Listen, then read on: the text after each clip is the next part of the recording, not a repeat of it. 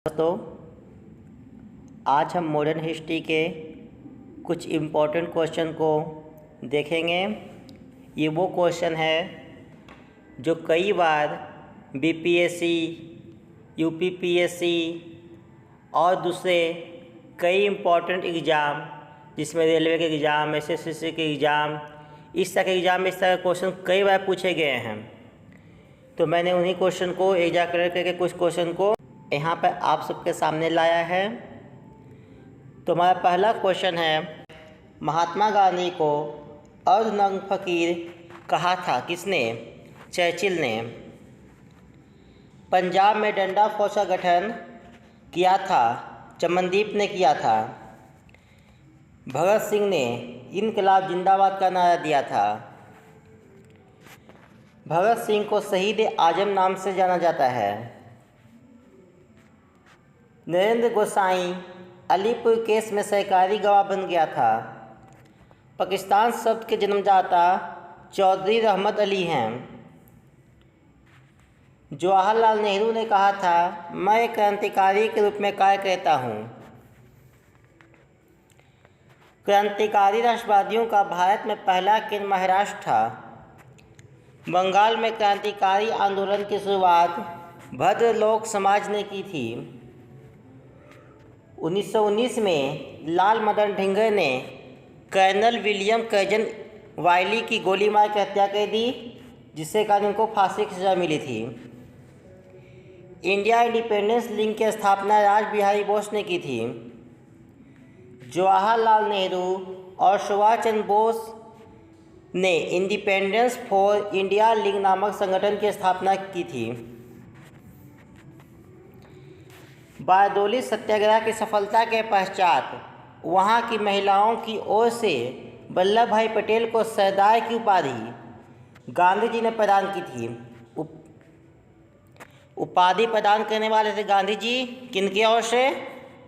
बारदोली सत्याग्रह के पश्चात जो सफलता उनको मिली, तो वहाँ की महिलाओं ने, बारदोली के महिलाओं ने की ओर से गांधी जी ने सरदार की उपाधि प्रदान की थी वल्लभ भाई पटेल को।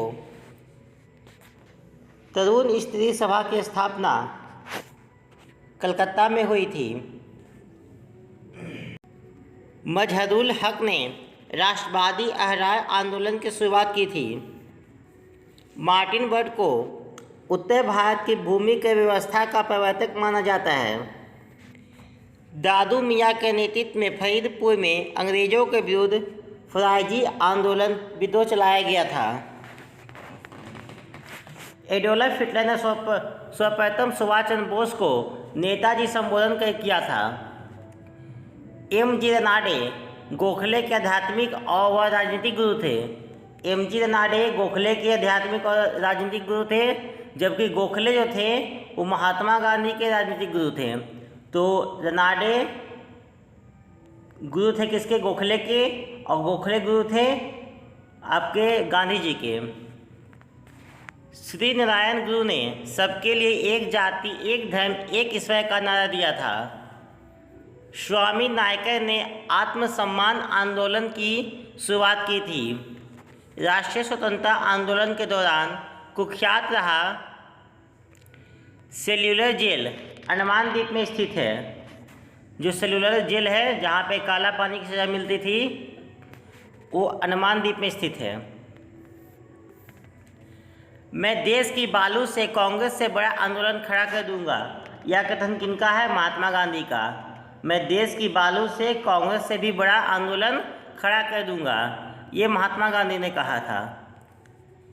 एम.एन. जोशी ने 1929 ईस्वी में भारतीय ट्रेड यूनियन फेडरेशन ITUF की स्थापना की थी। सुभाष चंद्र बोस ने हिंद मजदूर सेवक संघ की स्थापना की थी। 1838 ईस्वी में शोलापुर स्थित भारतीय टुकड़ी ने पूरा भत्ता न मिलने पर विद्रोह किया था। 1850 ईस्वी में गोविंदगढ़ रेजिमेंट में विद्रोह हुआ था।